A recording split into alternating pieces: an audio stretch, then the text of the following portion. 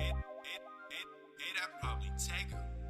What's going on, family? Welcome back to the podcast. It's your boy Jake to the coming at you once again with another podcast. I know it's been a while since I dropped one. Well, I got another one for you today. So today, what we're going to talk about, and I think I may have touched on this a little bit in a previous podcast, is I am going to give you about 29 tips that's going to help you with your music production.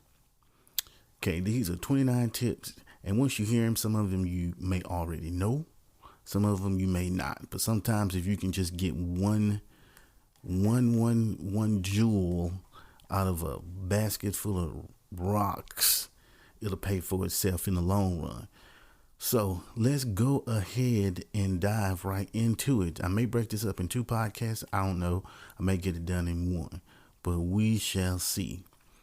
So number one, and these are in no particular order, and that is, if you're a producer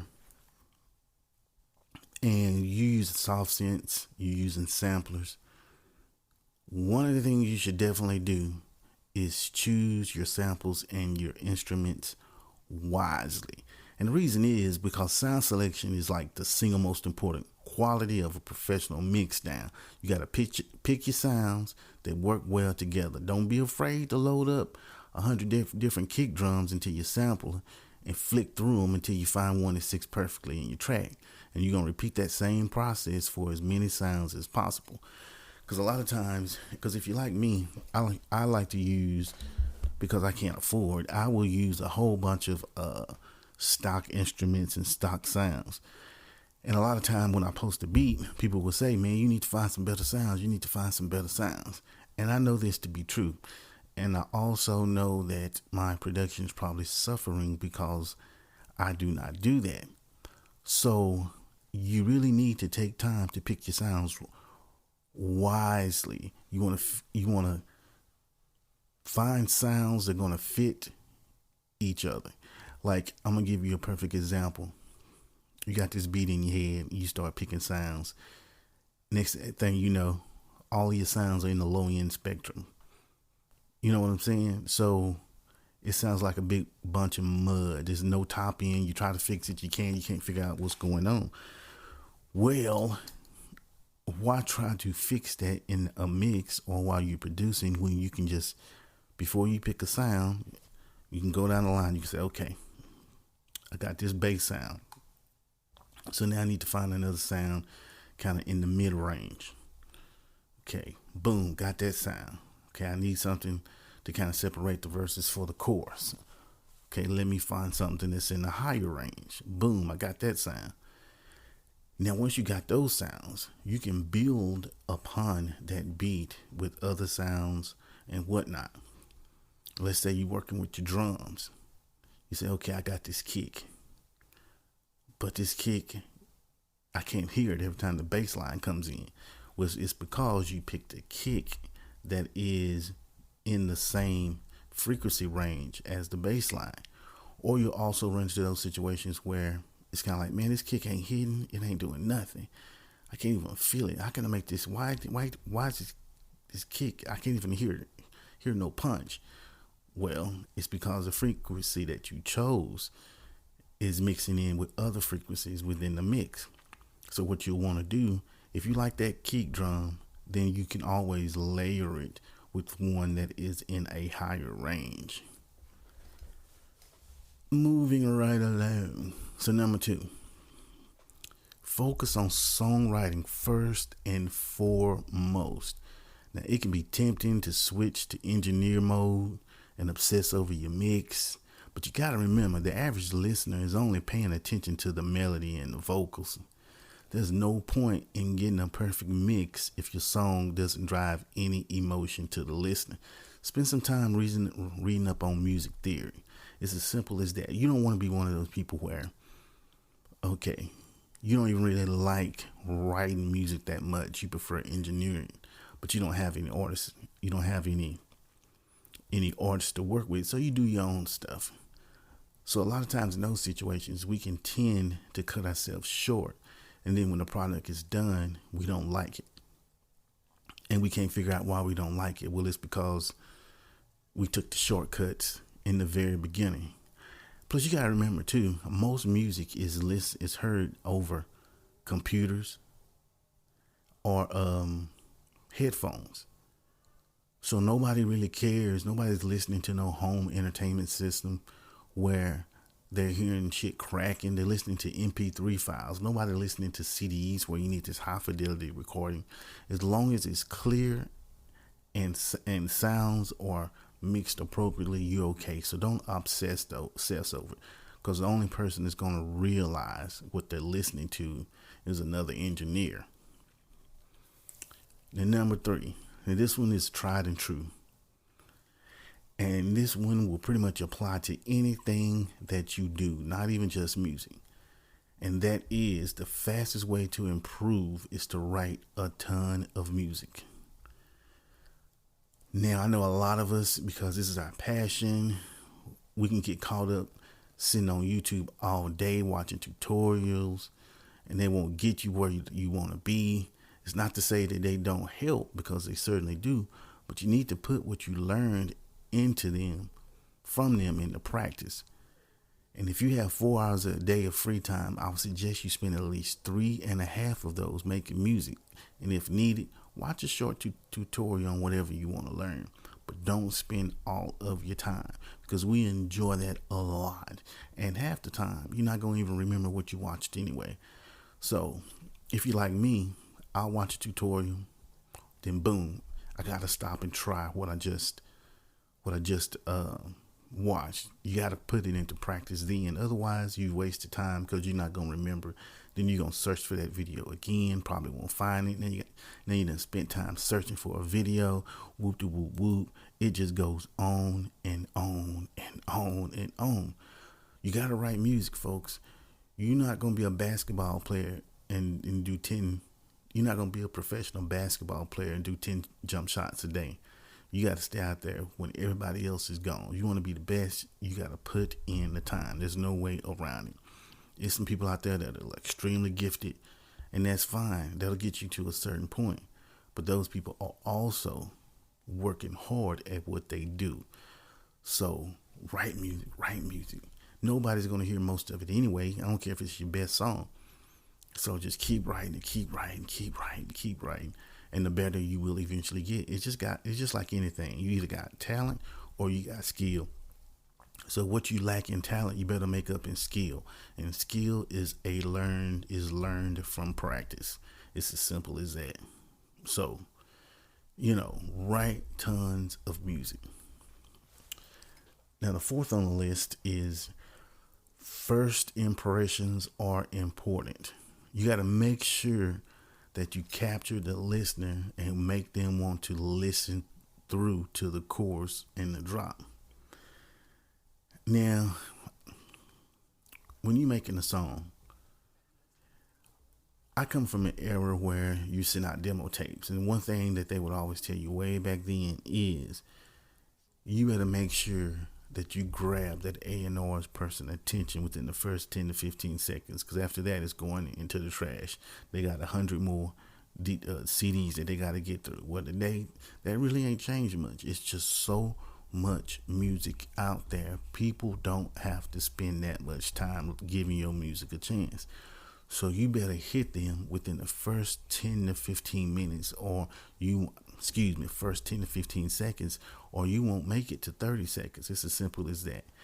And I think that's where a lot of people, including myself, I don't always keep that in the forefront when I'm making music, when I really should. And nowadays, I think a lot of times too, artists in general, will rely on the beat to grab the attention. So when you start depending on that beat so much, and what happens if you can't find a beat? I don't know. You just lose the creativity and the person's attention. I mean, you can't rely strictly on the beat. Although, if you are a producer and you're trying to sell your beat, so let me back up a minute. If you're a producer and you're trying to sell that beat, you better make sure that first 10 to 15 seconds is It's where it is, because nobody really even need to listen to a beat no longer than that to even decide if they like it. I know when I'm scrolling through YouTube listening at beats, man, I'm gonna listen about 10, 15 seconds. And that's the bad thing about having a beat channel on YouTube, because your engagement is gonna be really short, maybe like 30 seconds, and you wonder why, man, I had 100 and whatever videos in my engagement is just 30 seconds. Well, it's not necessarily that your music gets trashed. That's just the amount of time that people are going to give to it. It's as simple as that. Moving right along. And really, I think this next one, I mean, I say this on my YouTube channel. Look it up, by the way, J to the R, JTUDAR, if you want them tutorials. If you want to listen to some music, some beats, go there. You look up JTUDAR. But anyway, this next one is I truly believe in, especially for somebody like me who I don't have any aspirations of trying to make a living at this. I really just do it because I like doing it. I'm doing this podcast because I just like doing it. I mean, I only have so much free time. So that I do have, I'm going to spend it doing something I want to do. And that is, it's important to have fun. You'll learn the most when you are in a creative flow and enjoying yourself. Now, some days you're not going to feel inspired or maybe frustrated with your music. Use these moments to focus on other aspects of your music production, like sound design, learning music theory, remaking songs you like, or organizing your sample library. I mean, you got to do something, because if you're not having fun, then why are you doing it? Because here's the thing, and I tell my son this, who is trying to be a rapper. He like going in the studio to record because that's the fun part. But when I asked him about his promoting, how long did you sit in front of that computer today, sending out, replying to comments, making connections? He ain't never got an answer, because that's not the fun part. So it's important to have fun at the entire process. Because making music is not just sitting in front of a MIDI controller or a drum machine. It's the whole process. So you gotta, find something that you enjoy in each of it. Because if you just focus on making the music, it'll never go no farther than your hard drive. Okay, so you gotta have fun. You gotta have fun with the whole process, with just the whole culture, just everything about it. It just gotta be fun to you, because it's gonna be times stuff. You may feel uninspired, so you don't want to get yourself down. Go move to something else. It's so much you can do. Now, the next one is save referencing for the final stages. And what I mean by this is send out to write a song that sounds like another artist will put you in a creative block where you're constantly judging all of your creative decision. 9 out of 10 times, it just ends up in frustration. I prefer to use reference tracks once I've made a main idea to my track down. You know what I'm saying? So, like I did a video on YouTube where I went over trying to do I was in the mood to try an Afro beat. So first thing I did was I went to YouTube. I listened to Afro beat. Listened to it that one time. I got the sounds down that I needed. I got the drum patterns that I needed to try to figure out what is common in that particular genre, and I did the beat. After the beat was over, I went back to that same song on YouTube, and I listened at it to see if I was close, and I was pretty close. Different, yes, but close, yes, to enough where if you heard the beat, you would know what I was trying to do. It's as simple as that. But anyway, if I would have just sat there and listened, do a drum listen, it would have added on another hour or two, and the track would have been no better than what it already was. You know what I'm saying? So save all the referencing for later. You don't want to spend too much time doing Okay, so then this next tip I definitely believe in, and that is to try using saturation in place of limiters. Now they both limit peaks and reduce dynamic range, but saturators add a nice warm character to the sound. It's easy to overdo it. As a general rule, I like to push the saturator to a point to where it audibly distorts the sound and then just back off a few dBs. And remember to listen to the result and determine if you even like it in the first place. If not, maybe you need a more transparent limiter. You got to use whatever is appropriate in your situation. The reason why I like doing it, like if I was doing, say, what is this in my foot? If I was doing, say, like a boom bap type of old school hip hop type beat, I'm gonna use that saturator. Why? Because I want that warm character to the sound. I want it to sound like it was made in that era, not something that's like it was made yesterday. So yeah, just try that out. Use a saturator. See if it helps you mix. Plus, a lot of times we can get stuck in the same old rut to where we're using the same plugins in the same order with the same preset. Sometimes it's just best to step outside the box and try something different. Now the next one I got for you is to EQ for distance. Now if you want to place an element at the back of your mix, it not only needs to be quieter than the upfront sounds, it also needs to have less top end. This is to emulate the way air absorbs high frequency. Use a high shelf EQ to take some of that high end out. Because you want to put it like this. Look at it like this. If you're at a concert, you're at the front, you're standing right by the speaker, the highs are deafening. They are so loud, it is absolutely ridiculous. Now, move back about 20 feet. They're not deafening. The whole thing sounds better.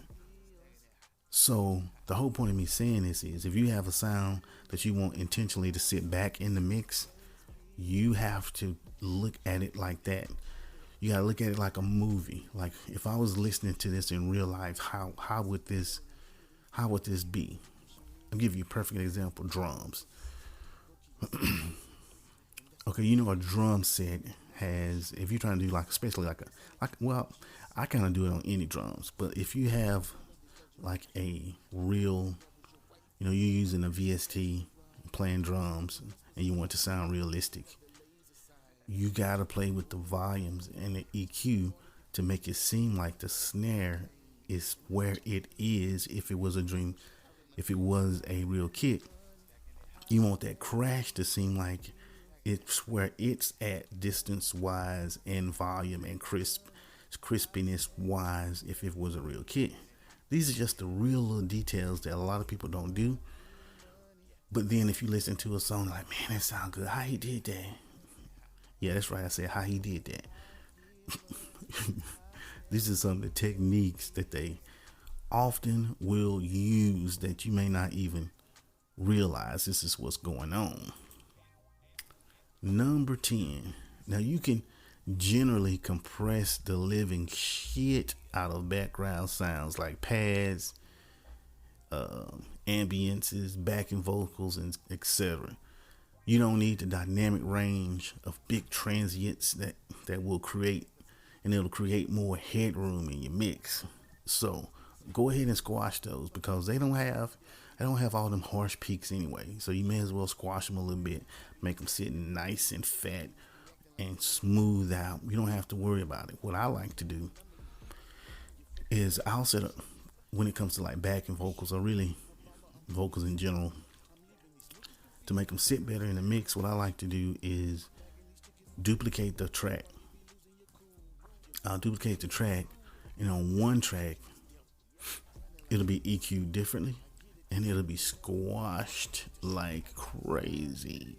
Whereas the other one, which will be the main one, it'll be, your normal type EQ, the normal type compression. But the other one will be all of the dramatic stuff. And I'll crank that volume down just to enough to where I feel like it's making the overall vocal stand out. But I don't necessarily want the person, the average listener, to hear what I've done. I just want them to know by the way that it feels, that it just sounds more distinct. I don't know, it's kind of hard to explain, but I think a lot of people kind of know what I'm talking about when I say that. So I've been giving y'all some tips for about 20 minutes now. In the beginning, I said I may break it up into two. I think I'm going to break it up into two. I don't like dragging these out too long, and I know people fall asleep after a while listening to me talk a whole bunch. But anyway, I appreciate you listening. Go check out my YouTube channel, subscribe to it. You get to see me doing some tutorial, making beats myself, having a good time doing what I do. Anyway, this your boy J to the R. Thank you once again for tuning in to Making Music with J to the R. I'm out. Peace. I get money, I stack big face bills.